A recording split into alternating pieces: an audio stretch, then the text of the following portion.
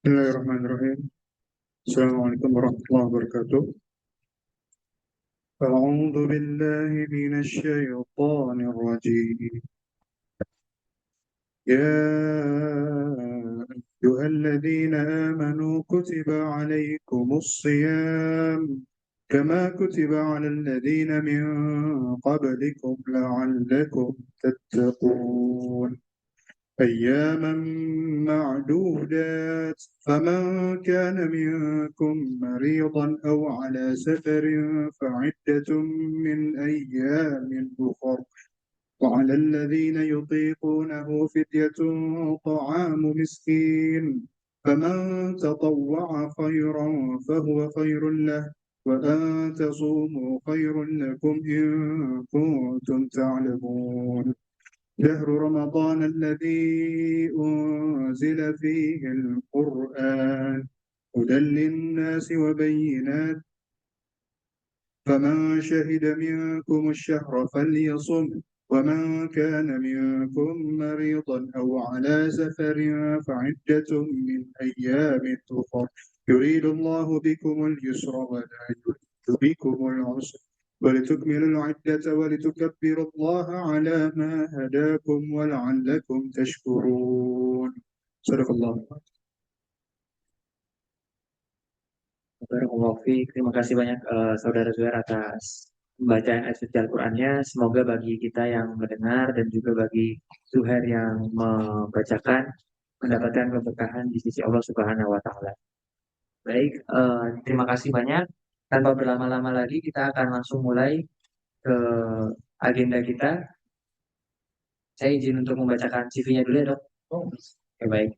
Eh, Narasumber kita adalah Dr. Arif Cahyadi, spesialis anestesi, subspesialis neuroanestesi, dengan background pendidikan masuk FKUI tahun 1999, spesialis anestesi 2013, dan spesialis 2 neuroanestesi 2020. Dengan pengalaman kerja berupa pertama pernah menjadi dokter puskesmas di distrik Kokas, Papua Barat pada tahun 2006 hingga 2008, staf divisi anestesi RSUD Fakfak Papua 2015 sampai 2019, lalu menjadi anggota bidang pemantauan FKUI 2015 sampai 2016, lalu menjadi staf Departemen Anestesi dan Terapi Intensif 2013 hingga sekarang, dan menjadi bidang satu Perhimpunan Anestesiologi 2019 hingga sekarang. Oke, ini untuk beberapa publikasi dan juga course yang pernah diikuti. Oke, kepada Dokter Arif, waktu dan tempatnya saya persilahkan.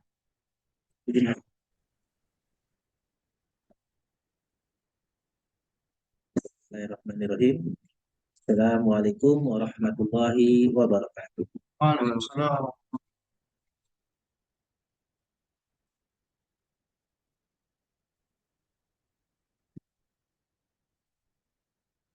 Oke, baik. Alhamdulillahirabbil alamin wassalatu wassalamu ala asyrofil anbiya'i wal mursalin wa ala alihi wa sahbihi ajma'in. Waladzi arsala rasulahu bil huda wa dinil haqq liyudhhirahu 'ala ad-dini wa kafa. Ya, asyhadu an la ilaha illallah wahdahu la syarika lah wa asyhadu anna Muhammadan abduhu wa rasuluhu la nabiyya ba'd. Allahumma shalli ala Muhammad wa ala ali Muhammad. Asyhadu an la ilaha illallah wahdahu la syarika lah wa asyhadu anna Muhammadan abduhu wa rasuluhu la nabiyya ba'd.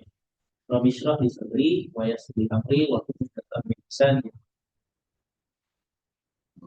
Teman-teman yang saya hormati, puji dan syukur panjatkan pada Allah Subhanahu wa taala yang telah diberikan oleh Allah Subhanahu wa taala sehingga kita bisa berkumpul bersama, coba mengkaji, coba memahami ayat-ayat Allah.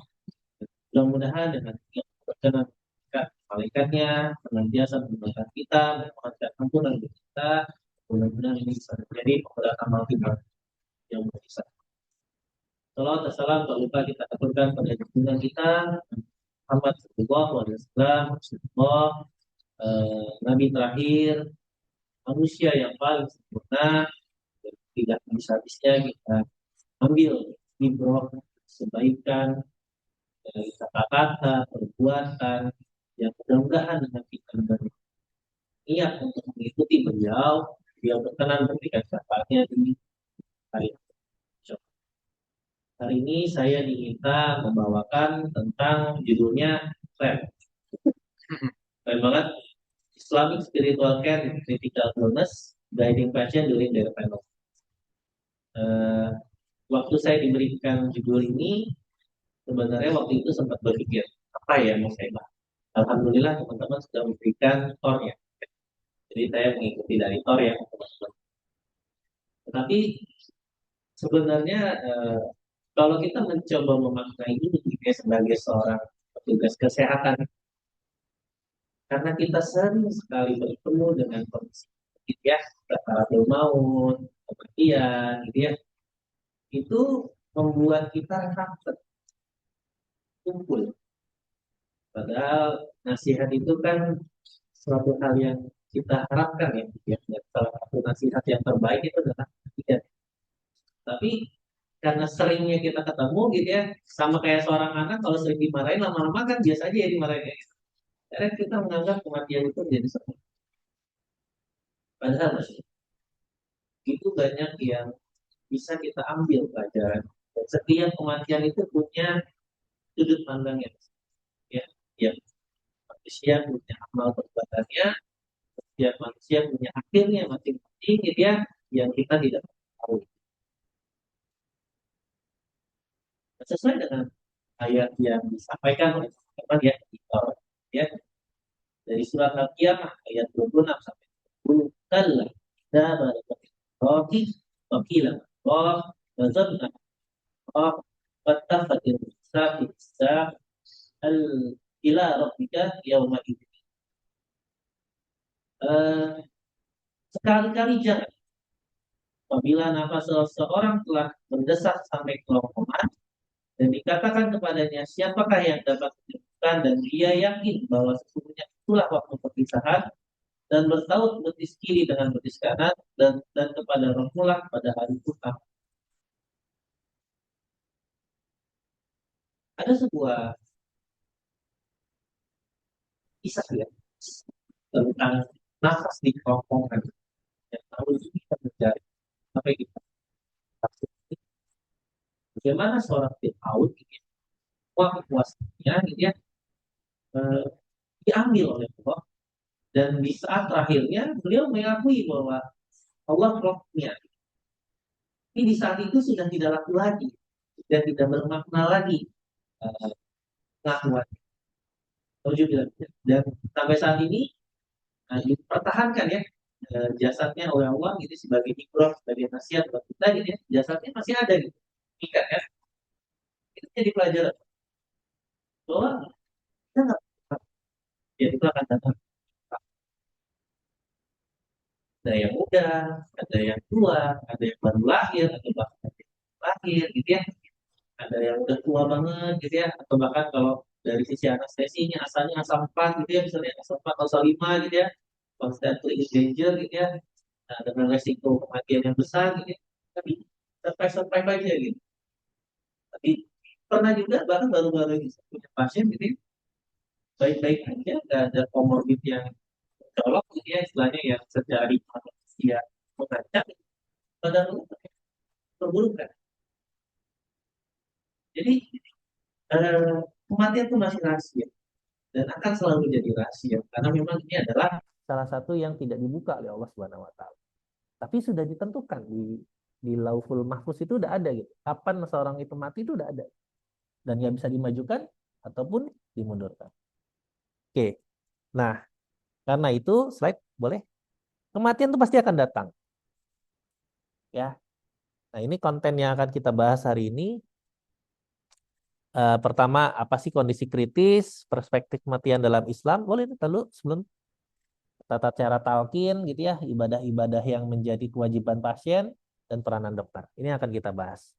Tapi yang jelas, yang perlu kita garis bawahi dan sama-sama kita ingat adalah kematian itu pasti datang.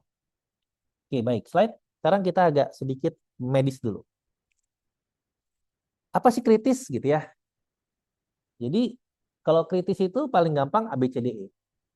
Kita lihatnya evaluasi dari ABCDE. Ada ancaman jalan nafas, ada gangguan pernafasan, ada gangguan sirkulasi, ada gangguan neurologis gitu ya. Atau di lingkungan sekitarnya ada sesuatu yang mengancam. Gitu. Jadi sumbatan jalan nafas kritikal, jelas. Ada pasien datang ke kita choking gitu ya, atau nggak usah datang ke kita gitu. Kita lagi makan, ada yang sebelahnya tersedak, itu kritis, ya seperti itu. Ada gangguan nafas, bisa mulai dari henti nafas, kekecilan ya. Ya, itu cukup ya. Henti nafas, kadar oksigen turun, sesak nafas gitu ya. Itu semua kondisi kritis. Sirkulasi apa? Henti jantung jelas, tensi turun ya, bradikardi atau takikardi, atau gangguan perfusi ya, atau gangguan shock gitu ya. Itu bisa menjadi suatu kondisi kritis. Atau neurologis. Neurologis apa aja? Misalnya produksi urin yang turun, penurunan sadaran, atau kejang berulang gitu ya, banyak. Artinya ini menjadi kondisi kritis yang harus kita pahami. Yang bisa jadi dengan ini pasien mungkin butuh perawatan intensif. Gitu. Makanya adalah sebuah ruangan namanya intensive care unit atau high care unit yang memang tujuannya untuk merawat pasien kritis yang constantly in danger. Nah, sometimes seringkali pasien-pasien yang kritis ini butuh perlakuan tambahan. Entah itu dipasang alat bantu nafas, entah perlu diberikan obat pelumpuh otot atau sedasi, obat tidur gitu ya. Yang akhirnya membuat dia secara secara kemampuan jadinya bedridden. Cuma bisa tiduran. Gitu ya, nggak bisa bergerak. Oke, slide. Ini ada sumbernya di situ ya, nanti bisa dibaca di Nah, ini kita buat lagi. Critical condition itu apa? Ini saya ambil dari slide-nya tim medis reaksi cepat RSCM. Jadi slide ini dibuat untuk dokter, petugas kesehatan ya, maksudnya dokter, perawat, termasuk non petugas medis, security. Jadi ada tanda-tandanya gitu. Makanya biar gampang ditemukan, biar gampang dinilai. Nah, tentunya kondisi kritis buat dewasa, anak, dan di kebidanan itu akan berbeda. Masing-masing ada perbedaan-perbedaannya. Kalau di kebidanan kenapa berbeda? Karena dia ada 2 nyawa. Gak cuma ibu, ada bayinya juga gitu ya. Seperti itu. Nah, di sini kita lihat sama juga kurang lebih nafas, nadi, gitu ya, tingkat kesadaran, suhu, environment gitu ya. Dan manakala klasifikasinya masuk oranye atau merah, berarti kita sudah bisa anggap pasiennya critical. Gitu. Ya.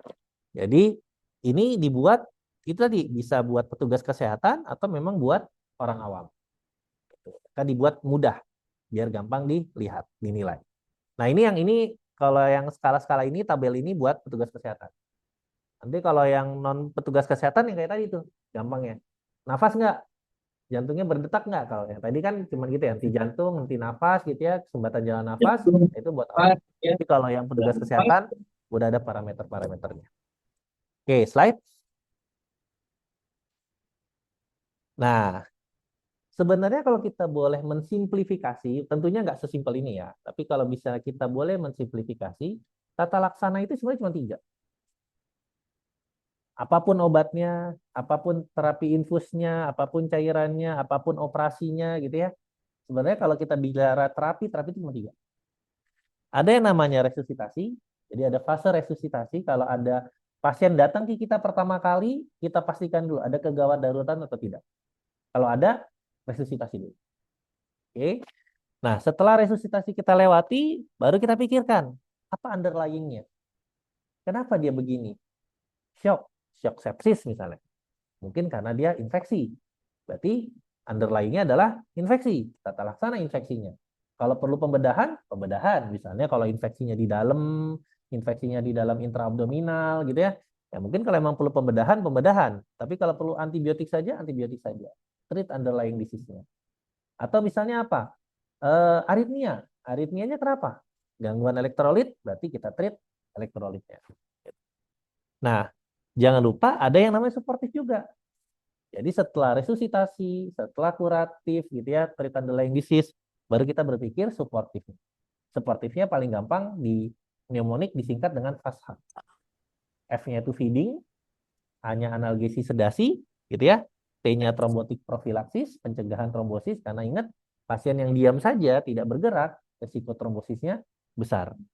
Head up itu tujuannya untuk mengurangi resiko infeksi paru, punya itu ulcer protection untuk mencegah terjadinya gangguan di pencernaan, G-nya glucose control. Nah, ini memang karena masalah-masalah yang sering dialami oleh pasien kritis pada fase perawatan ini, fase ini. Infeksi paru-paru, gula darahnya ajut-ajutan, intoleransi makanan, seperti itu. Nah, makanya kita support. Jadi 3 ini yang sebenarnya kita lakukan sebagai petugas medis. Nah, tapi kan kita berbicaranya bukan cuma petugas medis di sini ya, ada beyond that. Setelah itu apa? Slide. Oke, nah sekarang kita bicara sedikit tentang mati. Apa sih mati itu gitu ya? Mati itu sebenarnya kalau secara mudahnya kita bagi 2. Ada yang namanya mati biologis, ada yang namanya mati otak atau brain death. Gitu ya, atau juga bisa bilang MBO, mati batang otak, brainstem death, gitu ya. Oke, prinsipnya adalah ada sebuah kondisi di mana terjadi henti jantung dan henti nafas yang irreversible. Itu mati biologis. Jadi kalau ada henti jantung, henti nafas yang nggak balik, kemungkinan besar dia mati biologis. Tapi nanti tentunya berjalan lagi tuh. Jadi mati biologis itu biasanya sudah ada tanda-tanda mati pasti kematian. Ya, nanti kita lihat di belakangnya apa. Oke. Nah, yang agak sulit, yang agak sering bikin masalah itu adalah brain death. Brain death itu artinya otaknya sudah nggak berfungsi, tapi denyut jantung masih ada, gitu ya. Nafas biasanya juga udah nggak ada, gitu ya. Tapi itu tadi yang nggak enaknya jantungnya masih berdetak. Nah, ini yang sering jadi masalah sosial nih. Nah, penjelasan ke keluarga pasien ini perlu hati-hati sekali dalam menjelaskan tentang brain death atau brainstem death. Yang jelas, pada saat kita mau mendeklarasikan seseorang brain death atau brainstem death, ada beberapa yang harus dipenuhi. Jadi beberapa kriteria yang harus dipenuhi. Mulai pertama, kita harus mensingkirkan dulu kemungkinan intoksikasi obat. Jadi harus kita singkirkan kemungkinan pengaruh obat. Misalnya pasiennya drug abuse, misalnya dia kecelakaan dalam pengaruh alkohol, gitu ya. Harus kita singkirkan dulu bahwa obat-obatan itu sudah tidak ada lagi. Kemudian kita juga harus mengeksklusikan kondisi medis yang bisa mempengaruhi penilaian klinis. Contohnya apa? Elektrolitnya gimana, asam basanya seperti apa. Kita singkirkan dulu.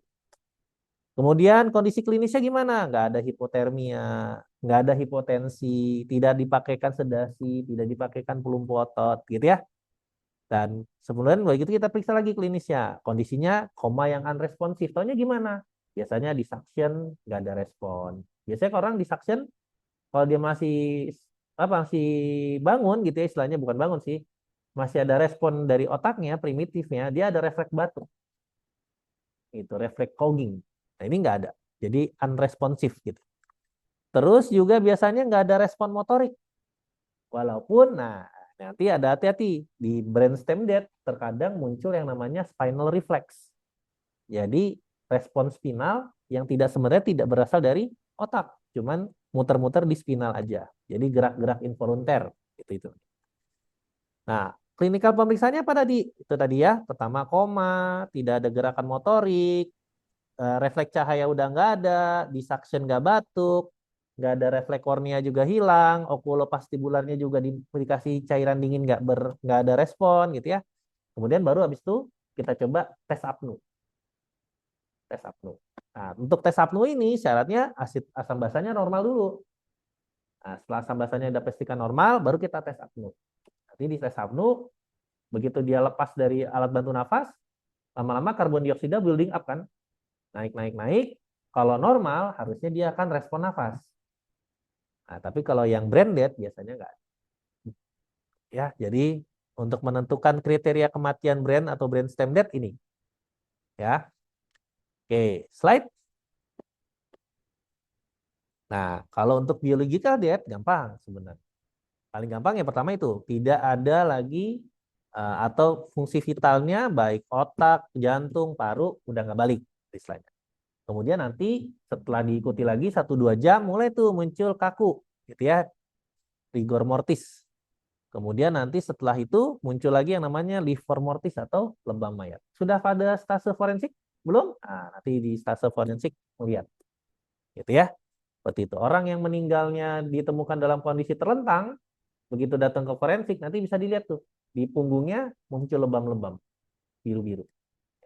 Nah, itu namanya livor mortis. Kemudian itu yang immediate. Jadi dalam bisa sampai 40 jam, 48 jam pertama lah. Nah, nanti baru tuh lanjutannya mulai ada autolisis, putrefaction, mummification gitu ya.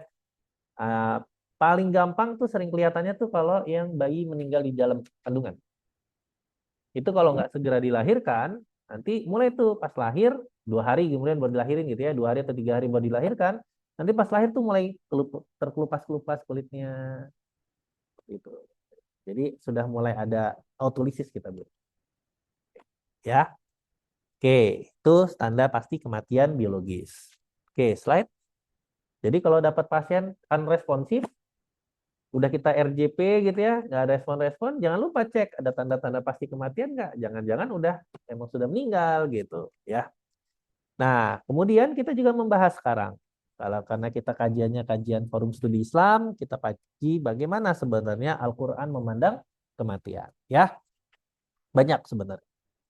Dari Al-Jumu'ah ayat 8, Allah berfirman, katakanlah sesungguhnya kematian yang kalian senantiasa berusaha lari darinya, dia pasti menemui kalian. Kemudian kalian akan dikembalikan kepada zat yang mengetahui perkara gaib dan perkara yang tampak. Lalu Allah akan memberitakan kepada kalian apa-apa yang kalian kerjakan. Ini janji. Mau dimanapun kita, lagi ngapain kita, kalau memang sudah waktunya, ya udah. Kalau panggil, nggak bisa lari. Makanya ada saya ingat saya ini hadis. Jadi kehidupan manusia itu sebenarnya kayak kotak. Kayak apa? Kayak sebuah garis. Dari lahir sampai tua gitu istilahnya gitu ya. Nah, kemudian walaupun kita punya hak kehidupan segaris itu gitu ya, ada kotak yang membatasi kita. Kotak itulah yang namanya kematian. Jadi ini orang udah rencana nih, oh nanti kalau sudah tua, saya udah besar, saya mau jadi dokter, mau jadi spesialis ini, mau sekolah S3, sampai profesor, nanti sampai apa gitu. Jangan lupa, semua angan-angan itu ada batasnya. Batasnya adalah kematian. Yang kita nggak pernah tahu kapan akan datang. Kemudian dari Ali Imran ayat 185, kullu nafsin za'iqatul maut, setiap jiwa pasti akan merasakan kematian. Ya. Al-Muluk ayat 2, alladzi khalaqal mauta wal hayata liyabluwakum ayyukum ahsanu amala wa huwal azizul ghafur. Allah yang menciptakan kematian dan kehidupan untuk ujian. Kita mau ngambil ujian ini atau enggak? Siapakah di antara kalian yang terbaik amalnya? Karena nggak pernah tahu kapan kita meninggal, amalnya. Ini yang buat pengingat. Ya, pada saat saya disuruh nulis ini, Masya Allah, pengingatan buat saya. Kenapa? Karena sempat ada beberapa hari kemarin Ramadan saya berantakan. Ngajinya males-malesan, nggak bersemangat, ibadah selesainya. Padahal sebenarnya kita tuh senantiasa diuji. Detik demi detiknya kita itu sebenarnya berada dalam ujian. Ujian apa? Ujian amal. Apa yang sudah kita siapkan buat kematian kita. Slide.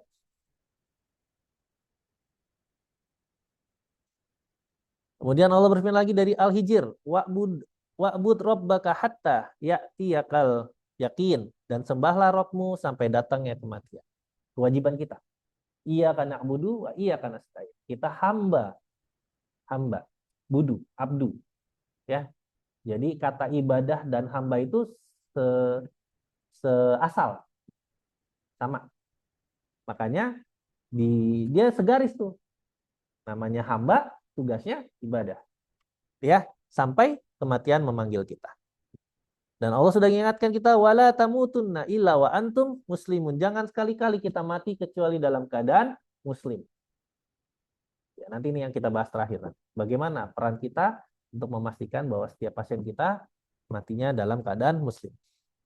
Al-Hasyr ayat 18, ya ayyuhalladzina amanu taqullaha wal tanzur nafsum ma qaddamat ligat. Hai orang-orang yang beriman, Bertakwalah kepada Allah dan hendaklah setiap jiwa memperhatikan apa yang telah dipersiapkan olehnya untuk hari esok. Hari esok ini maksudnya hari di akhirat. Kita sudah bersiap apa? Masya Allah, berat banget. Pengingat buat kita semua ya, gitu. Amal kita pasti masih kurang. Kalau ditanya siapa yang siap dipanggil hari ini atau saat ini, pasti nggak ada yang siap. Tapi begitu diundurin 2 hari, siap juga? Nggak juga gitu ya, ternyata. Masya Allah, na'udzubillah. Terus dari Al-Baqarah 198. Watazawwadu fa inna khairaz zadi taqwa wattaquni ya ulil albab. Berbekallah kalian, sesungguhnya sebaik-baik bekal adalah takwa, dan bertakwalah kalian padaku hai orang-orang yang berakal. Nah, ini kaitannya dengan Ramadan kita. Ya ayyuhalladzina amanu kutiba alaikumusiyam kama kutiba alal ladzina amanu. Kama kutiba alal ladzina amanu min qablikum la'allakum tattaqun ya. Gitu. Bagaimana puasa diwajibkan oleh orang-orang terdahulu agar kita bertakwa. Kenapa kita disuruh bertakwa? Karena ini bekal terbaik. Jadi Ramadan ini sebenarnya momen kalau kita sering diingetin sama khotib gitu ya, sama ulama gitu, bahwa Ramadan ini bulan pendidikan. Kita sedang disiapkan untuk menjalani 11 bulan berikutnya. Iya, betul. Tapi jangan lupa, Ramadan ini adalah bulan kita numpuk amal. Agar apa? Agar kita mendapat gelar takwa. Agar apa? Agar itu bisa jadi bekal kita buat ke akhir. Masya Allah. Masya Allah. Ya, bismillah. PR buat saya yang ngomong. Dan ya ayyuhalladzina amanu sabahalillahi ma fis samawati wa ma fil ardh wa huwal azizul hakim. Ya ayyuhalladzina amanu idza laqitum bukan. Mengapa kamu mengatakan sesuatu yang tidak kamu perbuat? Nah, PR buat saya. Ngomong itu berat deh. Slide. Nah, ini yang menarik. Saya paling suka mengutip kata-kata orang terdahulu yang bijak. Karena yang paling kata-katanya lebih masuk gitu. Ya. Sabit Al-Bunani rahimahullah pernah berkata, beruntunglah orang yang senantiasa mengingat waktu datangnya kematian. Tidaklah seorang hamba memperbanyak mengingat kematian kecuali akan tampak buahnya di dalam amal perbuatan. Orang-orang yang senantiasa mengingat kematian pasti akan ada dalam kondisi wudhu. Pasti ada dalam kondisi siap beribadah. Dan pasti ibadahnya menjadi ibadah terbaik. Dulu orang-orang tua kita sering ingetin, sholatlah kamu seakan-akan sholat ini menjadi sholat terakhir kita. Gitu ya. Insya Allah. Ini sebenarnya. Kita nggak pernah tahu. Apakah nanti habis ini maghrib kita masih dapat atau enggak. Kita nggak pernah tahu. Nggak usah jauh-jauh Ramadan tahun berikutnya lah. Maghrib berikutnya aja belum tentu kita dapat. Banyak ya orang yang lagi rapat, lagi main bola, lagi joget-joget. Banyak kan di video-video sekarang, apalagi sejak medsos ini, kita bisa ngelihat gitu ya. Dan beruntunglah orang-orang yang meninggal pada saat lagi sholat, lagi ngaji. Ya. Dan ada sebuah kalimat juga yang saya lupa ini sebenarnya hadis atau cuman perkataan orang sorry gitu ya. Bahwa setiap manusia itu tergantung akhirnya. Ada orang-orang yang sorry sepanjang hayatnya gitu, tapi di akhirnya berbuat keburukan gitu ya. Seperti sahabat Rasulullah ya. Ada loh seorang sahabat yang bertemu sama Rasulullah, duduk di dalam majelisnya Rasulullah, masih beriman kepada Rasulullah sampai beliau wafat, tetapi begitu datang Nabi palsu, runtuh iman. Masya Allah. Dan akhirnya tinggal dengan kondisi tersesat. Padahal menghafal Al-Quran. Aman nggak jadi kita menghafal Al-Quran? Aman nggak kalau kita menjadi orang beriman sekarang? Ternyata nggak selalu ya. Syekh Abdul Malik Al-Qasim berkata, betapa seringnya di sepanjang hari yang kita lalui, kita membawa jenazah orang-orang yang kita cintai dan teman-teman menuju tempat tinggal alam kubur. Akan tetapi seolah-olah kematian itu tidak mengetuk kecuali pintu mereka dan tidak menggoncangkan kecuali tempat tidur mereka. Adapun kita seolah-olah merasa tidak terjamah sedikit pun oleh itu. Ini kita nih. Ini cerminan dokter. Habis pasiennya meninggal, gak lama bisa ketawa-tawa lagi. Bisa ngobrol lagi, bisa makan lagi. Gitu ya. Karena kita diajarinnya empati, bukan simpati ya. Kita diajarinnya mengikuti apa merasakan yang dia rasakan pasien gitu ya. Tapi that's it. Kita lupa diri kita sendiri bahwa ini sebenarnya nasihat terbaik buat kita. Dan itu saya rasakan sekali sebagai seorang anestesi. Insya Allah. Jaga ICU malam-malam, nemuin pasien perburukan. Ya Allah, sedih.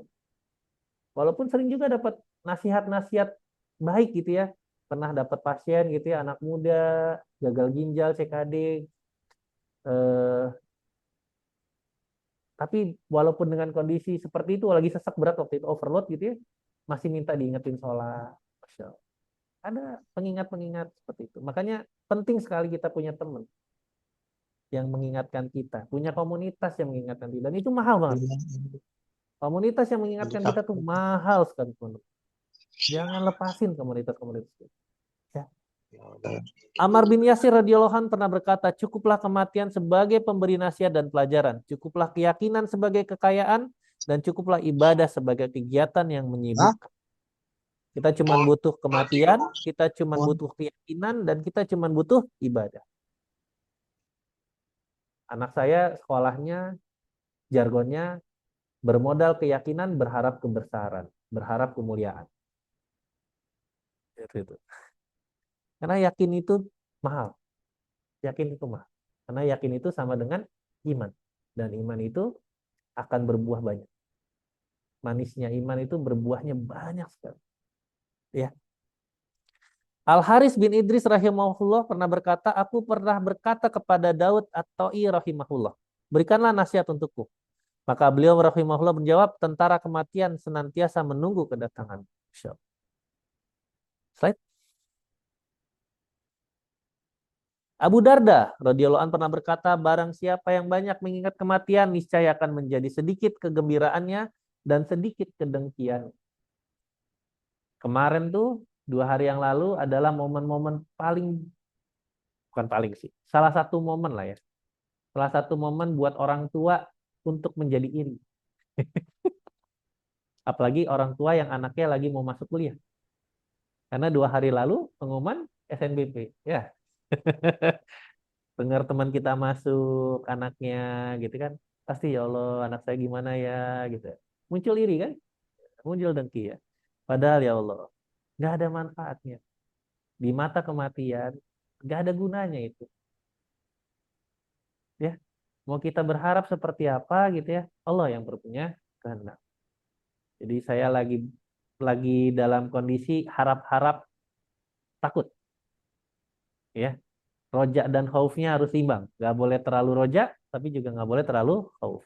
Kalau terlalu berharap, nanti lupa diri. Kalau terlalu takut, minder, gitu ya, nggak bergerak. Jadi ya harus seimbang. Makanya sedikit kegembiraan dan sedikit dengkinya. Abu Darda radhiyallahu anhu juga pernah berkata, aku senang dengan kemiskinan, karena hal itu semakin membuatku merendah kepada Rabbku. Aku senang dengan kematian, karena kerinduanku kepada Rabbku, dan aku menyukai sakit, karena hal itu akan menghapuskan dosa-dosaku. Ya, orang-orang soleh itu punya sudut pandang yang seringkali di luar naral ya. Di saat kita semua berharap sehat-sehat aja gitu ya. Jangan sakit, kalau sakitan nggak bisa bius, kalau nggak bius berarti nggak dapat masukan gitu ya. Tapi radhiyallahu dari Abu Darda punya sudut pandang yang beda. Hasan Al-Basri rahimahullah berkata, tidaklah aku melihat sebuah perkara yang meyakinkan, yang lebih mirip dengan perkara yang meragukan, daripada keyakinan manusia terhadap kematian, sementara mereka lalai darinya. Dan tidaklah aku melihat sebuah kejujuran yang lebih mirip dengan kedustaan daripada ucapan mereka, kami mencari surga. Padahal mereka tidak mampu menggapainya dan tidak serius dalam mencarinya. Insya Allah ya, bahwa ternyata kita sering bohong dari kita sendiri. Siapa yang ingin masuk surga? Ya, gitu kan. Gitu ya dulu dari kecil gitu kan. Siapa yang mau masuk surga? Saya, gitu. Tapi pada akhirnya kita sendiri lupa apa yang kita siapkan buat surga. Salah seorang yang bijak menasihati saudaranya, wahai saudaraku, waspadalah engkau dari kematian di negeri ini. Sebelum engkau berpindah di suatu negeri yang engkau mengangan-angankan kematian, akan tetapi engkau tidak akan menemukannya, yaitu ya udah kematian. Di saat ini masih ada akhirnya. Tapi setelah ini ada sebuah negeri yang tidak ada akhirnya. Sekarang tinggal kembali ke kita, Bagaimana kita mau di akhirnya nanti kita seperti apa? Ini tergantung kita. Ibnu Abdi Rabbihi berkata kepada Makhul, apakah engkau mencintai surga? Makhul menjawab, siapa yang tidak cinta dengan surga? Lalu Ibnu Abdi Rabbihi berkata, kalau begitu cintailah kematian. Karena engkau tidak akan bisa melihat surga kecuali setelah mengalami kematian. Makanya Imam Syafi'i kalau nggak salah. Saya lupa, bukan Imam Syafi'i. Saya lupa lah. Pokoknya ada seorang ulama sedang jalan dengan kereta kuda yang mewah. Kemudian dihentikan oleh seorang Yahudi yang berbaju compang-camping dan kotor. Kemudian Yahudi itu berkata kepada ulama tersebut, kalian dusta. Katanya orang Muslim itu lebih mencintai kematian daripada hidup. Karena seakan-akan hidup itu penjara ya. Seperti itu. Nah, tapi lihatlah diriku. Aku seperti orang hidup, tapi rasanya kayak di penjara gitu. Karena orang Yahudi ini mengalami kemiskinan. Sang ulama ini berkata, iya, kami memang lebih mencintai kematian daripada hidup yang walaupun kami kaya sekarang gitu ya, tapi kami tahu di akhirat nanti kami lebih kaya lagi. Jadi buat seorang yang beriman dan memang sudah mencintai seorang kematian gitu ya istilahnya, sudah mempersiapkan diri dengan kematian, dia tahu bahwa di ujung sana itu balasan buat kita seorang muslim, seorang mukmin gitu ya, jauh lebih besar daripada yang apa kita dapat sekarang. Kita beramal, sholat, zakat, puasa, balasannya kan kita harapannya nanti. Makanya sangat sayang sekali pada saat ada orang yang ya walaupun itu nggak salah gitu ya, sedekah gitu ya, mengharapkan oh nanti dibalas Allah 70 kali lipat gitu ya, tapi di dunia. Kasihannya itu kalau padahal balasan di akhirat jauh lebih mewah lagi. Jangan, itu punya untuk kawan Baik. ibu. Nah, sekarang kita bicara talqin. Kalau talqin itu sebenarnya adalah sebuah usaha bagi seorang yang masih hidup gitu ya, untuk saudaranya agar dia mengingat Allah Subhanahu wa taala di saat akhirnya. Gitu ya. Dari Abu Sa'id dan Abu Hurairah, Rasulullah SAW bersabda, ajarilah orang-orang yang hendak meninggal dunia di antara kalian ucapan la ilaha illallah. Ibnu Hajar dalam Bulughul Maram hadis nomor 501. Hadis itu juga diriwayatkan oleh Muslim dalam kitab hadis yang 4, Nasai, Abu Daud, Tirmizi, dan Ibnu Majah. Jadi sebenarnya talqin itu ngajak si mayit ini, ngajak si calon mayit ini untuk mengucapkan la ilaha illallah. Jadi bukan cuma sekedar kita bacain gitu. Kan kadang kita bacain yuk, bacain gitu. Sebenarnya yang kita lakukan adalah ajak dia untuk mengucap la ilaha illallah. Makanya saya sebagai dokter anestesi, saya tuh kan mensimulasikan ya. Pasien sadar, saya bikin nggak sadar. Pasien nafas, saya bikin nggak nafas. Pasien bisa jalan, saya bikin nggak biasa jalan. Makanya saya sering mencoba mengingatkan diri saya, walaupun sering juga lupa gitu ya. Sebelum saya menidurkan pasien saya ajak dulu, yuk Pak, asyhadu, kalau muslim gitu ya, baca asyhadu alla ilaha illallah, asyhadu anna muhammadar rasul. Paling tidak, qadarullah kalau bisa ternyata hasilnya tidak sesuai harapan manusia, kata-kata terakhirnya adalah asyhadu alla ilaha illallah, wa asyhadu anna muhammadar rasul. Dan mudah-mudahan surga. Paling tidak gitu.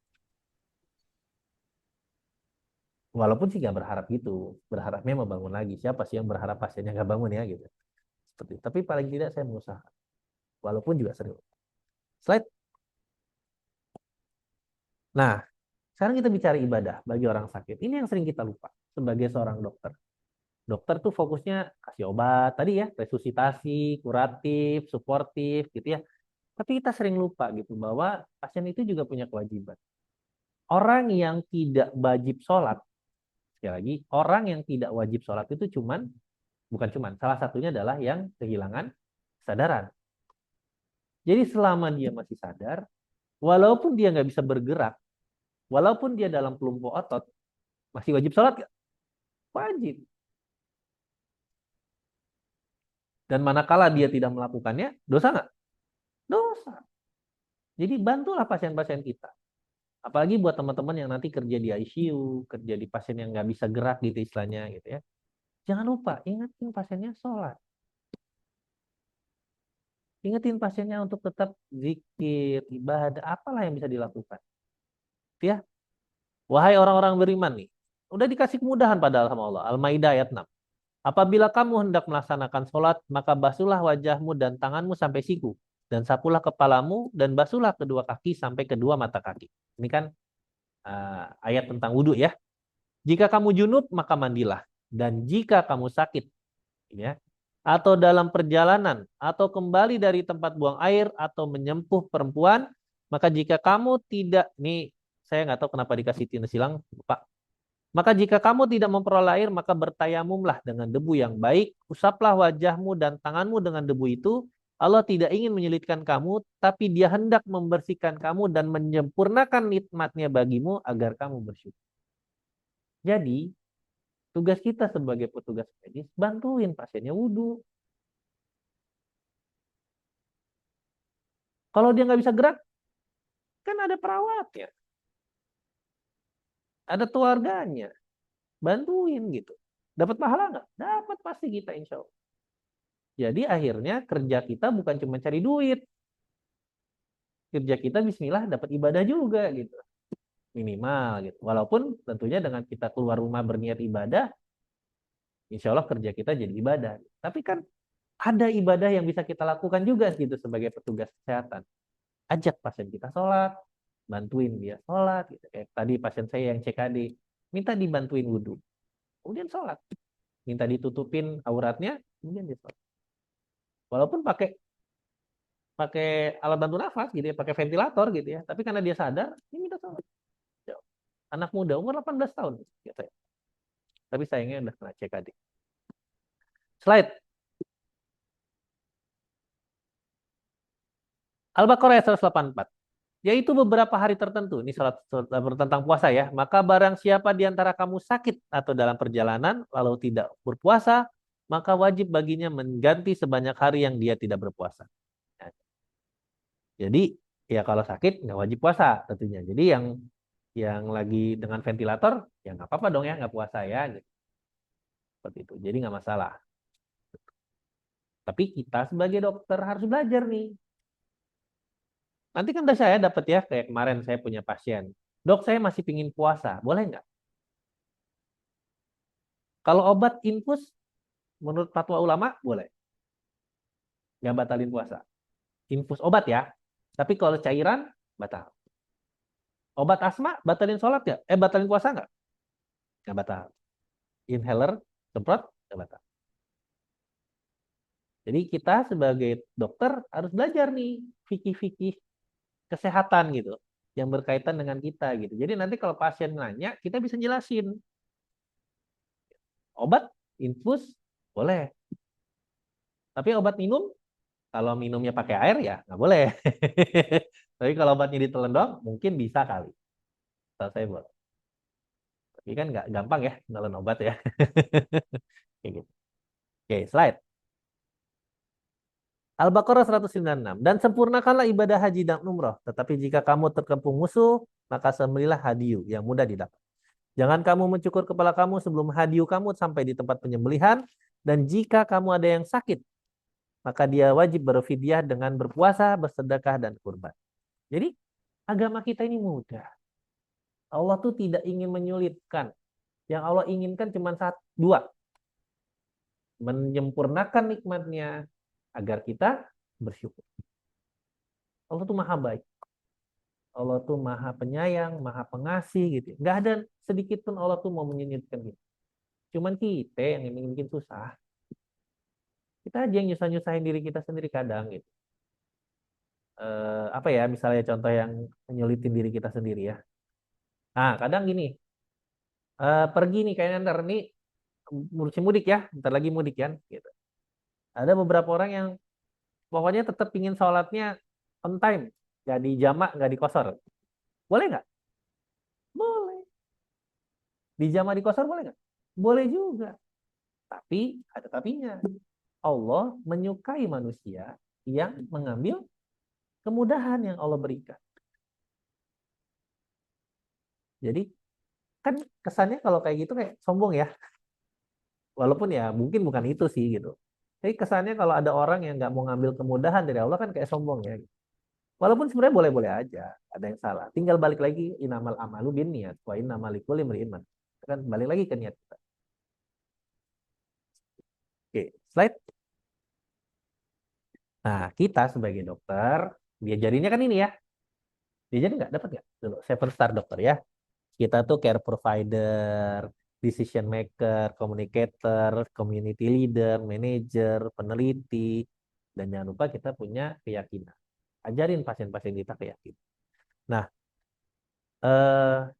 teman-teman, yang mau saya garis bawahi di sini adalah sebagai seorang dokter yang mengerti agama, gitu ya, kita punya PR besar.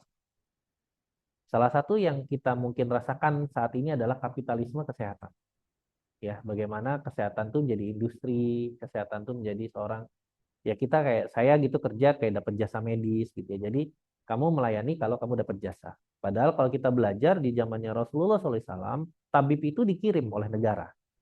Itu kan ada tabib dikirim oleh siapa yang tempatnya hijrah Habasyah, ya. Kan ada 2 tabib dikirim oleh Habasyah ke Madinah, tapi tabib itu akhirnya pengangguran, nggak ada kerjaan. Kenapa? Karena orang Madinah sehat-sehat. Kenapa sehat-sehat? Karena waktu itu semua warga Madinah adalah warga yang seperti generasi Qurani yang unik, patuh sama Al-Quran lah istilahnya. Jadi sehatlah mereka. Nah, saat ini kan berubah tuh. Kalau dulu dokter digaji oleh negara, saat ini dokter digaji oleh jasa. Seperti itu. Nah, yang mau saya garis bawahi di sini adalah teman-teman, kita sebagai dokter punya kewajiban untuk mempelajari agama kita dengan baik. Makanya nanti kita bisa menjawab tuh tadi pertanyaan-pertanyaan pasien berkaitan fikih kesehatan. Kita juga bisa menjawab kebutuhan-kebutuhan pasien. Bagaimana pada saat dia dirawat, seperti itu. Makanya waktu itu teman-teman ada yang punya konsep gitu ya, yuk kita bikin rumah sakit syariah. Salah satu tantangan terbesar kita misalnya nih lagi fase objin ya. Lebih banyak dokter objin cowok apa cewek? Misalnya. Ya kan gitu. Akhirnya kan kita sebagai suami pinginnya mah kalau bisa istri kita diperiksa dokter objin perempuan dong, gitu kan. Tapi kalau kita pikirin lagi, sekarang kalau ada dokter objin perempuan, ada SCC itu malam-malam, kasihan nggak? Jadi di satu sisi kondisi seperti itu, di sisi lain ya kayak gitu, gitu kan. Jadi gimana dong? Ya, itu Vicky yang bisa jawab. Dan saya tidak untuk mengkaji Vicky di sini. Tetapi paling tidak teman-teman kita belajar. Jadi kalau teman-teman nanti ada salah satu nih yang cowok-cowok ini ya, Ikhwan-Ikhwan ini ada yang ingin jadi objin, pikirin baik-baik. Niat kamu kenapa mau jadi objin? Nggak salah, nggak salah. Boleh, teman-teman mau jadi objin silakan. Tapi tolong luruskan niatnya, kenapa kita mau jadi dokter spesialis kandungan. Misalnya gitu. Nah, kita berharap nih, rumah sakit syariah, di mana yang perempuan diperiksa oleh perempuan, yang laki-laki diperiksa laki-laki, anestesi lah misalnya. Yang nyiapin pasien itu bisa dioperasikan anestesi ya. Yang bukain bajunya, pasang monitor gitu kan. Yang ahwat risi dong. Paling gampang misalnya gini, pakai kaos kaki ke kamar operasi boleh nggak? Pakai jilbab ke kamar operasi boleh? Nggak semua rumah sakit loh nyiapin jilbab. Misal. Jadi pasiennya yang berjilbab masuk kamar operasi masih tetap berjilbab misal. Kan gitu. Jadi apa ya, kita butuh rumah sakit yang menjalankan konsep agama kita dengan baik. Sehingga akhirnya yang mengingatkan sholat. Pada saat jam sholat ada pengumuman. Terus perawat-perawatnya mengingatkan pasien-pasiennya untuk sholat. Dokternya juga mengingatkan pasiennya untuk senantiasa yakin bahwa ini ujian. Ini ujian, menggugurkan dosa, ayo yakin gitu ya. Tetap berusaha untuk sembuh, tapi yakin dan tawakal sama Allah bahwa ini ketentuan Allah. Jadi bukan malah ngutuk. Bayangin ya, ada seorang Nabi Ayub alaihissalam gitu ya, yang puluhan tahun sakit, diminta sama istrinya berdoa sama Allah. Kamu kan Nabi, punya komunikasi langsung sama Allah. Mintalah sama Allah. Jawabannya Ayub apa? Tahu nggak jawabannya Nabi Ayub apa? Aku malu. Setelah sekian lama aku diberikan sehat, baru dikasih sakit, udah langsung minta disembuhkan. Show. Ya kelasnya Nabi beda ya. Mau minta sehat aja malu gitu. Show. Makanya sampai Nabi lain kan dibilangin hamba yang solih, abdan soliha gitu ya. Oke, jadi kita belajar seperti ini. Manajer, kita usahakan kalau kita nanti jadi pimpinan rumah sakit, buat rumah sakit kita Islamic friendly gitu ya. Kita sebagai community leader, ajarin sama masyarakat kita untuk sehat. Seringkali terjebak ya, kalau saya melihatnya, bukannya saya antipati, enggak, demi Allah. Saya setuju dan saya mendukung. Tapi seringkali Tibun Nabawi itu agak salah kaprah. Saya meyakini yang namanya Tibun Nabawi itu adalah pencegahan. Kenapa? Karena Nabi nggak pernah sakit. Nabi kan sakitnya cuma 2 kali. Satu waktu masih kecil, belum jadi Nabi gitu ya, dibikin tertidur. Ada yang satu riwayat bilangnya pingsan gitu ya, waktu ada acara keramaian, waktu itu Nabi masih jadi gembala gitu kan. Yang kedua pada saat beliau mau meninggal. Cuma 2 itu. Ya kalau luka-luka perang ya udahlah ya gitu. Seperti itu. Jadi Tibun Nabawi saya meyakininya sebagai pencegahan. Konsepnya konsep prevention gitu. Makanya community leader tugas kita adalah preventif dan promotif gitu. Tingkatkan kesehatan masyarakat. Komunikator, tugas kita apa? Sebagai dokter muslim. Ya kalau sebagai komunikator, kita bagaimana menyampaikan penyambung lidah. Bu, Allah sedang menguji. Ayo yakin. Bismillah. Ya kan?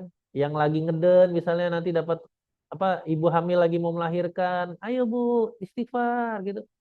Gitu. Seperti itu ya. Pengambil keputusan gitu ya. Kita juga harus memberikan penjelasan kepada pasien-pasien kita gitu ya. When to push, when to stop. Terkadang pasien kita kan mungkin karena keluarganya, ayo dok kita mau maksimal gini gini gini. Tapi mungkin karena kondisinya sudah end state, ya kita harus mulai realistis gitu kondisinya. Mbak, Bu, ini kondisinya udah end state. Kalau kita paksakan akan begini begini begini. Jadi kita sebagai pengambil keputusan, kita juga harus bisa menjelaskan kepada keluarga. Jadi komunikator dan decision maker tuh juga sering tumpang tindih. Researcher, ya, contoh nih researcher. Kemarin barusan ada residen saya penelitian efek Al-Quran sebagai pencegah ansietas waktu mau operasi. Ya, kita coba tulis. Ya. Oke, slide. Nah, kita sebagai dokter punya kewajiban untuk tidak tawasud gitu ya. Sedang, nggak berlebih-lebihan. Ekstrim, nggak ekstrim. Atau kalau bisa ini umatan wasaton gitu ya, umat-umat pertengahan. Jadi harus adil, nggak diskriminatif. Dan demikian kami telah menjadikan kamu umat muslim sebagai umat pertengahan tuh ya. Wasaton tuh. Jadi kita umat pertengahan. Jangan berlebih-lebihan. Jadi nggak ada tuh dokter berlebih-lebihan dalam mentarif. Atau mungkin kalaupun kan tarif gitu ya, kita sebagai dokter nanti ya teman-teman ya. Kalau teman-teman udah jadi, yang saya rasakan ujian pertama kali saya waktu jadi spesialis adalah menahan diri untuk tidak bius terus. Bius enak, dapat uang kan, dapat penghasilan kan gitu. Tapi kalau kita berlebih-lebihan, ya satu badan kita capek, badan kita rusak gitu ya. Yang kedua bisa jadi ibadah kita berantakan. Seperti itu. Jadi kita juga tahu when to stop, nggak berlebih-lebihan, baik dalam pelayanan kita maupun juga bagi diri kita sendiri. Ya, slide. Tawazun seimbang gitu ya, dunia dan akhirat gitu ya. Ya bismillah tawakkaltu billah ya. Sekali lagi tugas kita adalah ngeluruskan niat kita bahwa niat kita menjalani profesi kita menjadi suatu proses ibadah ya. Dan carilah apa yang telah dianugerahkan Allah kepadamu kebahagiaan akhirat dan janganlah kamu melupakan bagianmu dari kenikmatan dunia. Jadi Allah juga tetap menyuruh kita nyari ke dunia. Jadi kaya boleh nggak? Boleh. Abu Hurairah kalah kaya kok. Tapi yang penting adalah bagaimana menjadi kaya yang bijak. Ya. Oke, slide. Iktidal. Jadi adil untuk diri sendiri, adil untuk keluarganya, adil untuk pasien, nggak zolim gitu ya. Apa ya, misalnya kalau sebagai dokter anestesi itu kita adil kalau memang nggak perlu operasi ya jangan operasi, nggak perlu pasang CVC jangan pasang CVC. Seringkali juga saya bertanya kalau ada, dok ada konsul pasang CVC. Kenapa pasang CVC? Pasang CVC itu mahal. Pasang CVC itu ada resikonya. Kalau bisa infus verifier, kenapa nggak infus verifier yang lebih murah misalnya? Atau bahkan kalau nggak perlu infus, jangan diinfus. Ini. Slide. Tasamuh ya. Toleransi, menghargai, tidak merasa paling benar gitu ya. Kita tim, kalau di rumah sakit kan diajarinnya tim ya. Jadi kita sebagai dokter juga pada saat kita menata laksana pasien kita, kalau ada masukan-masukan dari teman sejawat kita, jangan lupa. Ya. Hai manusia, sesungguhnya kami menciptakan kamu dari seorang laki-laki dan perempuan dan menjadikan kamu berbangsa dan suku-suku supaya saling mengenal. Sungguhnya yang paling mulia adalah yang paling bertakwa di antara. Slide. Follow lah. Enggak, ada yang mau didiskusikan atau dipertanyakan. Jadi tugas kita di critical ill patient, pertama kita kenali dulu pasiennya. Kalau memang dia dalam kondisi kritis, jangan lupa ajak dia talkin, gitu ya. Kemudian kalau memang masih ada kewajiban-kewajiban ibadah yang harus dia lakukan, jangan lupa. Tetap dia wajib. Pasien lagi sesek, menggugurkan sholat nggak? Enggak. Tetap harus sholat. Yang nggak sholat itu cuman kalau nggak sadar. Ya, baik. Tolong, silakan. Ada pertanyaan? Silakan.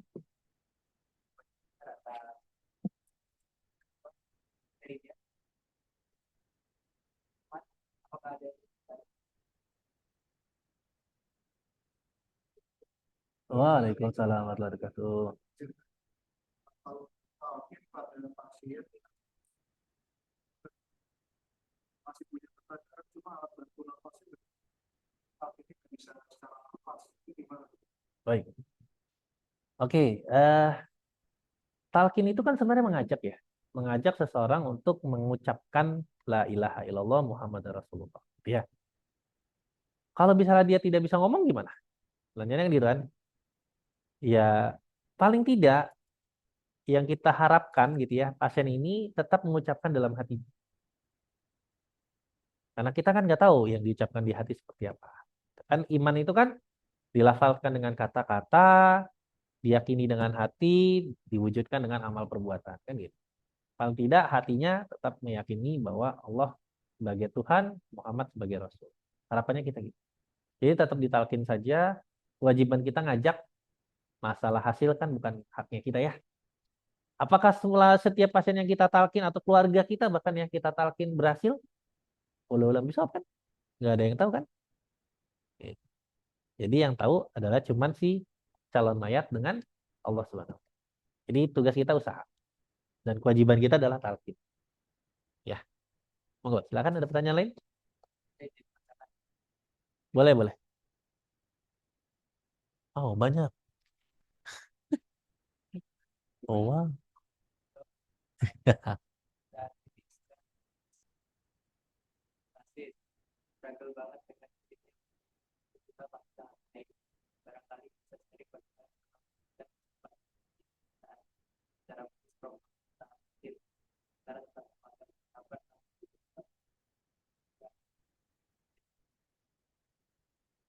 Baik, oke.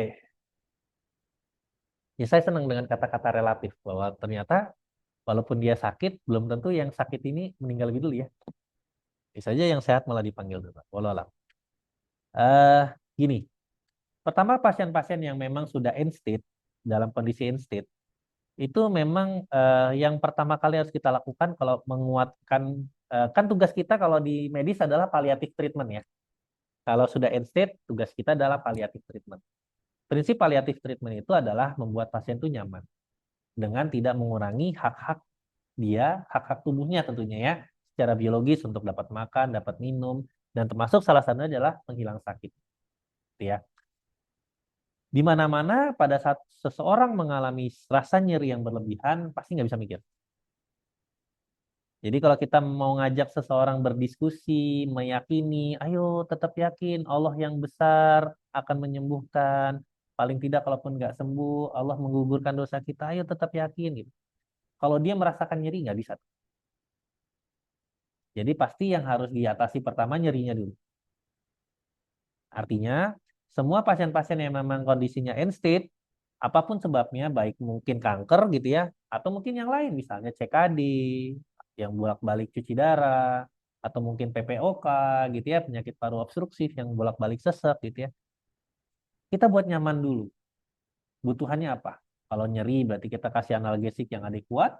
Kalau misalnya sesek kita kasih suportif nafas yang baik. Kalau misalnya dia overload, mungkin kita cuci darah, mungkin kita ya atasilah kondisi yang membuat dia tidak nyaman. Artinya bikin nyaman dulu. Nah, nanti baru setelah itu baru kita bisa masuk tuh psikososialnya. Dukungan psikososial treatmentnya tuh baru bisa masuk setelah itu gitu. Percaya deh, selama pasiennya masih merasa tidak nyaman, mau ngomong berbusa-busa juga nggak bakal kedengeran sama pasien. Karena yang dipikirkan oleh pasiennya adalah saya lagi nggak nyaman nih gitu. Saya lagi sesek nih, saya lagi sakitan nih, saya lagi apa nih gitu. Bikin nyaman dulu. Nah, nanti baru setelah itu masukkan psikososialnya setelah kita berhasil mentata laksana yang pertama itu. Jadi, termasuk juga di ICU. Kalau pasien masuk ke ICU dalam kondisi kritis yang perlu dimasukkan alat bantu nafas, let's say gitu ya, dia sesek masuk ventilator. Jangan lupa ventilator tuh nggak nyaman. Kita keselak air aja batuk-batuk gitu. Apalagi kemasukan pipa gitu ke trakea kita. Jadi jangan lupa analgesinya tetap harus adekuat. Sedasinya harus bisa diseimbangkan tuh. Nggak boleh kedalaman, tapi juga nggak boleh terlalu dangkal. Kedalaman nanti dia tidur, nggak bangun-bangun, nggak bisa dievaluasi. Terlalu dangkal, dia nggak nyaman. Nah, itu tugasnya seorang dokter anestesi di ICU gitu ya. Bagaimana menyeimbangkan tata laksana ini. Mungkin itu ya. Kalau alam.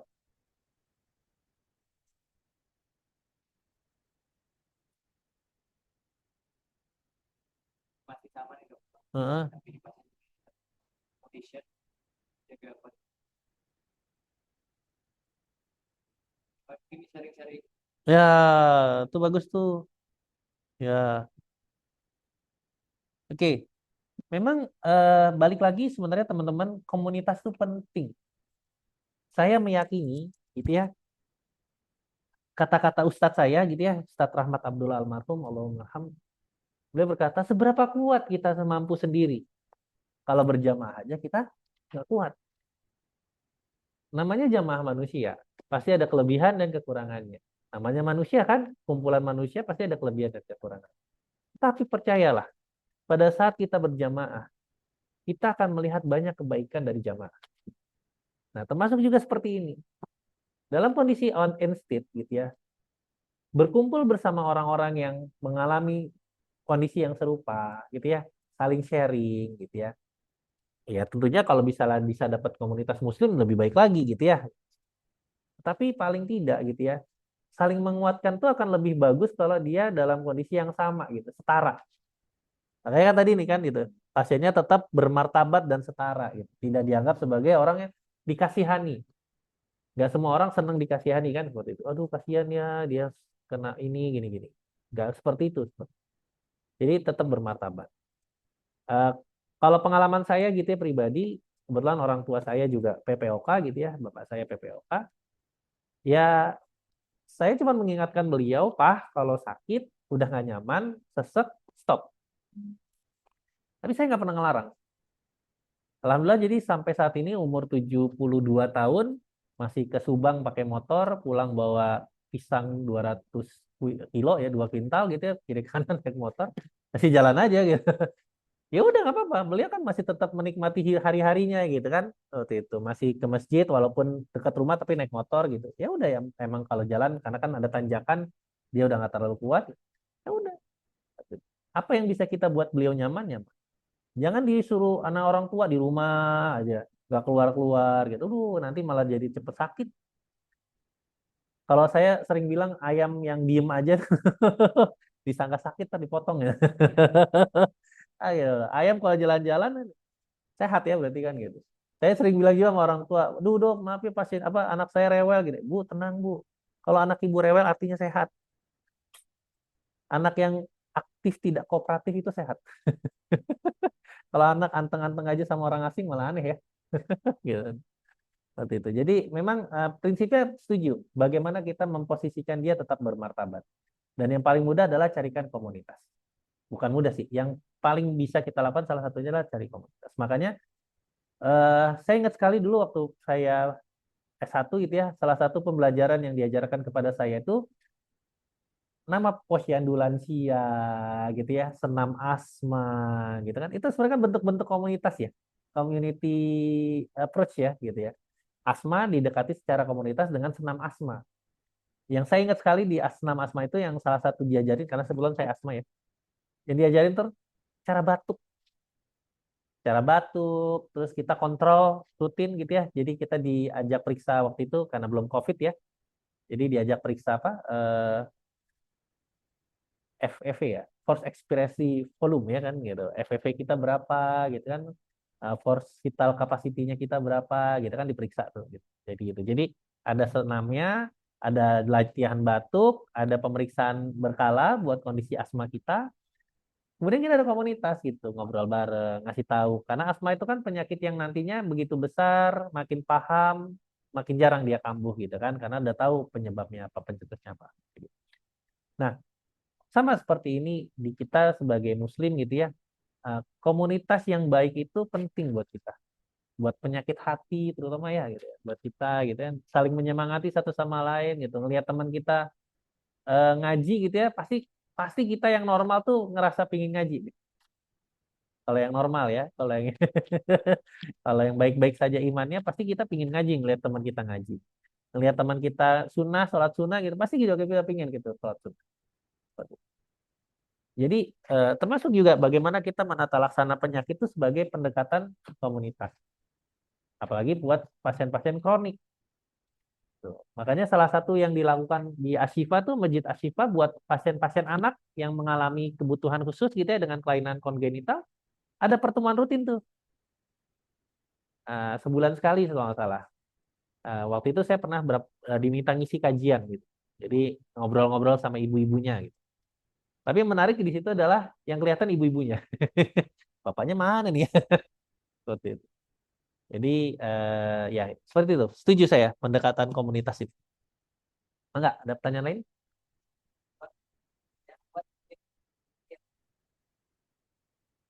Cukup cukup, alhamdulillah. Sudah waktunya berbuka, oh belum ya?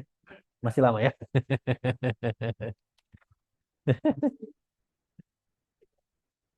Iya, setengah jam lagi betul. Nah, boleh boleh boleh.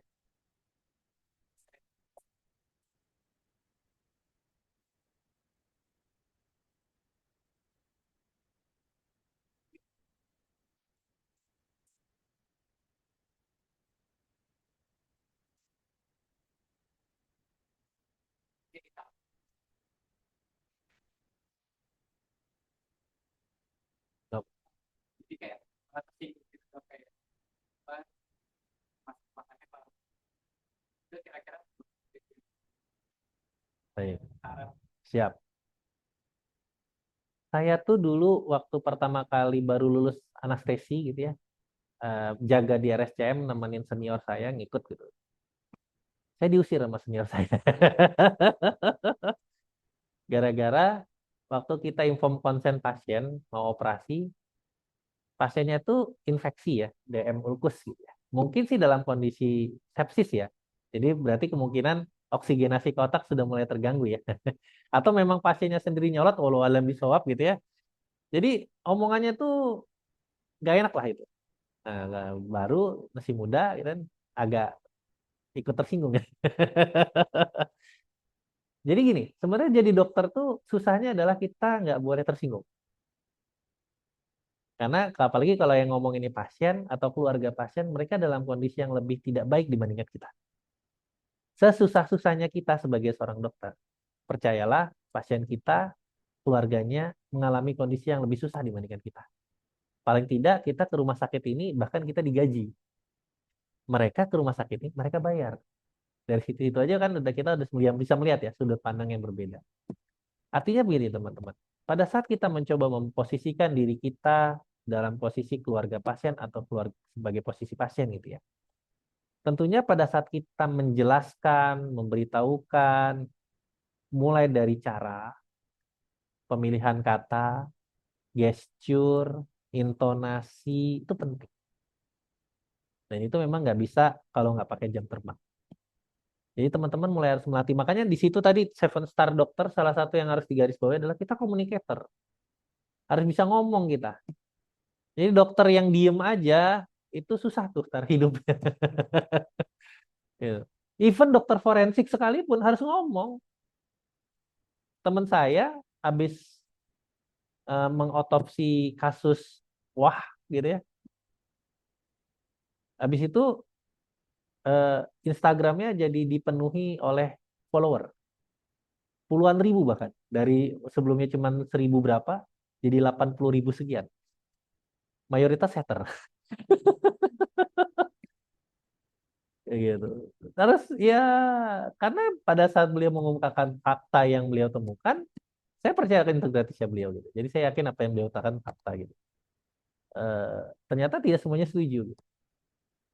Itu bahkan bukan orang yang kenal gitu ya. Apalagi orang yang kenal. Bisa jadi pendapat kita tidak selalu disetujui oleh pasien dan keluarga. Apalagi kalau kita bicara DNR, do not resuscitate. Berarti kan kita kesannya mengabaikan. Menyampaikan DNR itu harus hati-hati teman-teman. DNR itu kan bukan berarti kita nggak ngasih obat kan. DNR itu kan bukan berarti kita menyetop semua pemberian obat-obatan kita. Enggak. Kita tetap memberikan kebutuhan dasarnya dia. Oksigen tetap kita kasih, cairan tetap kita kasih, analgesi kita tetap kasih, tapi kita tidak memberikan resusitasi lagi. Jadi obat topangan kita stop. Kalau henti jantung nggak kita pompa-pompa lagi. Henti nafas nggak kita masukin ke ventilator. Kan seperti itu. Jadi terkadang informasi ini tidak sampai. Bu, ini udah berat kayaknya Bu. Udah mau menjelang, udah ditalkin aja. Kan kalau cuman ngomongnya begitu kan kesannya kayak, oh jadi stop nih, nggak ada obat-obatan lagi gitu. Padahal kan sebenarnya enggak. Kita kan tetap ngasih oksigen. Kita tetap ngasih cairan. Jadi bagaimana kita mengkomunikasikan ini? Bu, Pak, kondisi ibu kayaknya kurang baik. Saat ini ada penyakit yang memang tidak bisa kita atasi. Bahkan kalau dari hitung-hitungannya dokter, medis kami gitu ya, yang terbatas, menurut kami ini sudah tidak bisa kita tata laksana. Jadi mungkin kalaupun misalnya kita paksain nih, genjot terus gitu ya, kita lagi RJP kan tentunya pas itu, kalaupun balik, masih ada penyakit dasar yang tidak bisa kita obati. Dan nanti pasien harus masuk ke alat bantu nafas, dipasang ini, pasang ini kan nggak nyaman. Nah, jadi monggo tolong dipikirkan di keluarga, kita mau berjuangnya sampai mana? Apakah mau diteruskan atau kita memberikan yang minimal saja, istilahnya withdrawal, minimal terapi, itu bagaimana? Nah, penjelasan ini teman-teman, memang sebaiknya diberikan jangan pada saat pasien lagi henti jantung. Iya kan? Pasien itu kan pada saat sebelum henti jantung pasti ada tanda-tandanya dong. Dia takikardika, dia bradikardika, dia aritmia kah, kan gitu. Bisa kita prediksi kah? Jadi sebelum dia henti jantung, panggil keluarganya.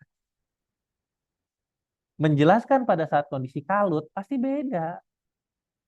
Kamu bayangkan posisi kamu sebagai seorang keluarga ngelihat pasien keluarga saya lagi digenjot gitu, jaga. Terus kamu dijelasin, Bu, kita stop aja ya.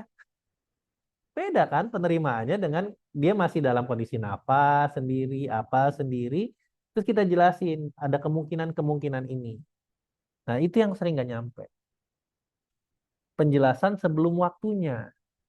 Makanya konsep tim medis reaksi cepat itu sebenarnya bukan nunggu henti jantung.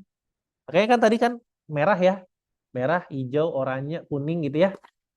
Kita targetnya pada saat pasiennya sudah masuk oranye, udah kita tata laksana.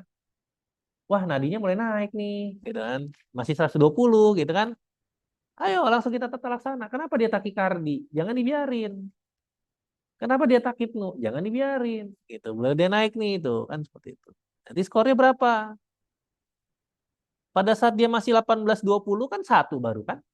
Masih hijau dong gitu kan. Kalau yang lain normal-normal aja gitu kan. Atau taruhlah semuanya satu tuh. 1, 2, 3, 4. Berarti kan masih oranye. Masih apatis. Tekanan darah masih ada. Nasi masih ada. Nafas juga masih ada. Demam doang mungkin gitu kan. Artinya kan oranye. Masih bisa kita tata laksana gitu kan. Ya pada saat itu langsung tata laksana, semuanya lengkap. Kalau NSAID, panggil keluarganya. Jadi jangan sampai nunggu henti jantung baru dijelasin. Ini withdrawal ya, DNR ya. Oh, ya. Seringkali gitu. Kita sebagai dokter, itu tadi kita harus punya kemampuan komunikasi. Decision maker. Kita harus berani mutusin. When to stop. Saya pernah, waktu saya lagi fellowship di Singapura gitu ya, ada pasien orang muda menjalani operasi tumor, qadarullah, pasca operasi, ada bagian iskemik otaknya. Nggak bangun. Padahal sebelumnya CM. Sebelum operasi dia CM. Pindah rumah sakit, pindah tempat tidur aja pindah sendiri. Bisa jalan. Cuman memang ada keluhan neurologis. Setelah selesai operasi nggak bangun. Itu bahkan sama orang Singapura nggak di tracheostomi. Karena menurut saya ini nggak bakal bangun lagi. Kalau kita bantuin semua juga, nanti bakal memperpanjang prosesnya aja. Di Singapura aja ada secepat itu. Tapi balik lagi, bagaimana kita menjelaskan ke keluarganya. Ini masih muda, 32 tahun, anaknya masih kecil, laki-laki lagi. Gimana perasaan istrinya? Kan gitu kan. Itu kalau nggak bener-bener ngomongnya tuh, masih bisa berbalik, malah bisa jadi masalah kan. Kayak gitu ya. Jadi bagaimana kita timing, it's about timing. Mengungkapkan sesuatu, menyatakan sesuatu perlu timing, asik. Monggo, ada pertanyaan lagi? Silakan. yang mohon maaf. Jadi kita bahasanya soal masa-masa akhir sekarang. Jadi saya sekarang tinggal dengan kakek nenek, kemudian sekarang sudah 60-an dan Nabi sendiri bilang umurnya sekitar 60-an. Nah, semoga saja masih tidak bonus. Amin, amin. Bapak dokter punya saran nggak ke saya untuk mempersiapkan yang pasti akan terjadi? Baik. Sekarang kakek nenek sehat. Nenek masih sehat, masih cucu, cuma belakangan kadang meriang sama kaki sakit. Kakek beberapa tahun lalu itu alhamdulillah sudah bisa beraktivitas lagi, cuma badan pekerjaannya masih Lemah. masih Oke, baik. Pertama yang harus kita nilai adalah komorbidnya. Jadi penyakit penyertaannya underlying-nya apa? Ya, kalau stroke kan pasti ada. Ada darah tinggi kah, ada pengentalan darah kah, kan seperti itu. Artinya ada yang membuat dia stroke. Dan kalau dari penelitian, stroke yang berulang itu prognosisnya akan makin jelek. Jadi kalau pasiennya udah pernah stroke, namun stroke lagi akan lebih jelek. Jadi berarti PR-nya kamu sebagai seorang yang paham tentang kesehatan adalah bagaimana pola hidupnya dulu, pola hidup sehatnya nih, gitu, mencegah agar jangan sampai terjadi perburukan, kan seperti itu. Tapi memang edukasi orang tua itu susah, karena pertama secara level kita nggak sebanding sama mereka, ya kan? Kita ngasihatin orang tua tuh nggak gampang. Nah, makanya yang paling enak balik lagi ke komunitas. Kalau komunitas setara mereka. Yang ngomong sama mereka, yang nasihatin, gue juga pernah stroke nih, gitu. Istilahnya kasarnya gitu. Gue dulu dikasih tahu aja gini, gitu kan. Mereka biar aja gosip sendiri itu, gitu kan.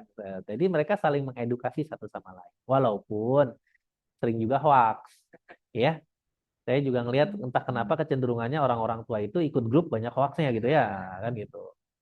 Seperti itu. Tapi itu tugas kita meluruskan yang tidak baik. Nah, jadi pertama edukasi.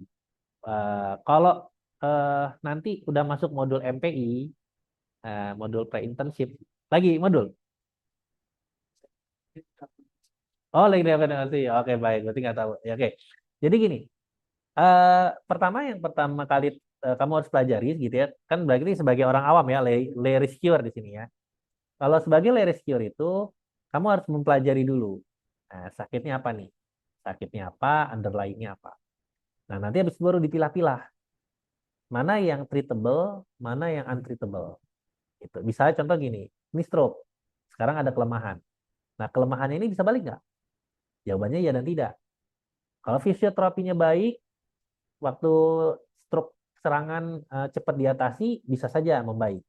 Tapi kalau misalnya sudah sampai ada kerusakan sel, bisa jadi nggak balik nih.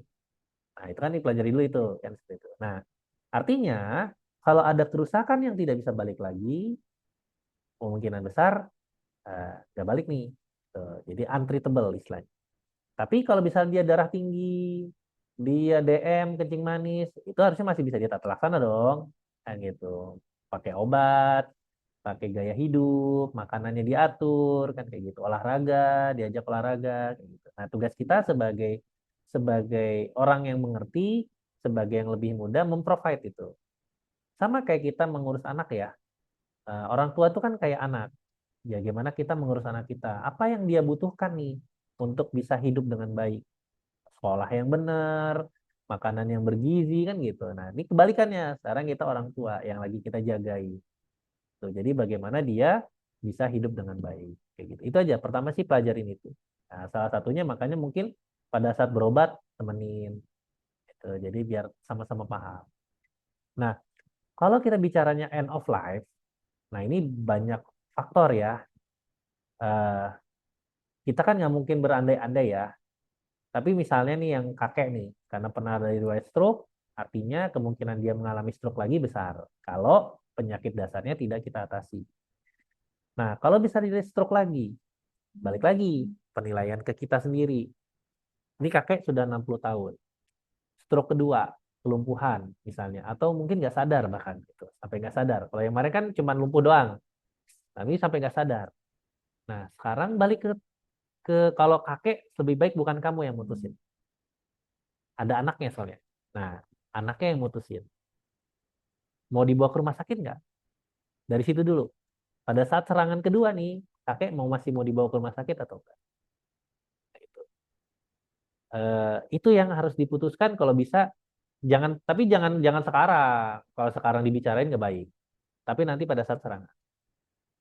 Kita harus memprediksi nih. Kalau kita bawa ke rumah sakit, nanti pasti kalau udah serangan penurunan sadaran kan, oh nanti harus ke ICU, dipasang alat bantu nafas, nggak bisa ditungguin sama keluarganya kan. Orang ICU kan nunggunya di luar gitu. Nah, apakah anaknya mau seperti itu? Apalagi nih stroke kedua. Jadi ditimbang-timbang risiko dan manfaat. Kalau dulu pengalaman saya punya nenek, kondisinya sudah mulai bedridden, masih bisa naik kursi roda, tapi di kursi roda pun mulai makin bungkuk. Nah, satu waktu beliau sesek. Jadi memang underlying-nya darah tinggi, tapi ada osteoporosis juga mungkin, jadi udah mulai bedridden. Waktu itu saya ditanya, ini di mana nih? Bawa ke rumah sakit nggak? Ya saya jelasin, kalau dibawa ke rumah sakit, kemungkinannya begini-begini nih, karena nenek udah nggak sadar. Nafasnya udah mulai lambat. Waktu itu nafasnya melambat. Terus nenek kan udah bedridden. Istilahnya sudah tergantung sama orang sekitarnya buat ke kamar mandi, buat makan, dan bla bla bla. Ya, mangga dari om dan tante, bapak mau berjuangnya sampai mana? Ya kalau ke rumah sakit akan begini begini begini. Ya udah, biarkan keluarga intinya dulu yang memutuskan. Kalau kakek nenek kan masih ada anak, jadi jangan kita. Kita haknya atas dan bawah dong. Monggo. Siap. Monggo ada pertanyaan lain? Cukup? 13 menit lagi.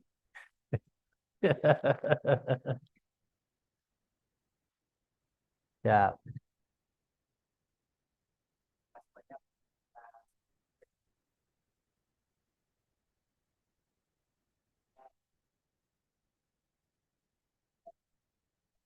Kita semua yang bermanfaat kita sebagai dokter kita menikmati ya, jangan lupa bahwa kita juga perlu menekan dari pada pasien kita ingatkan dan nanti pastinya masyarakat agar tidak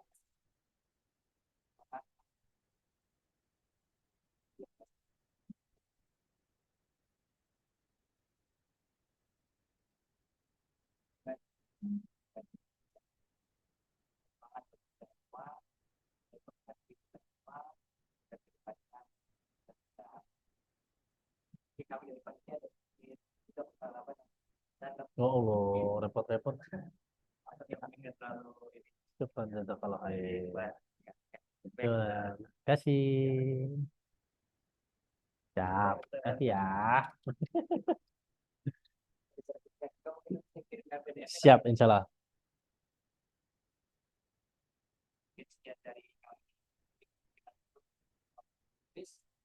Kalau mau dikasih asyhadu an la ilaha illallah.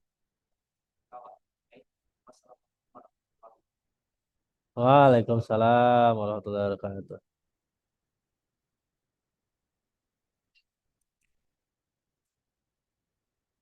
Monggo.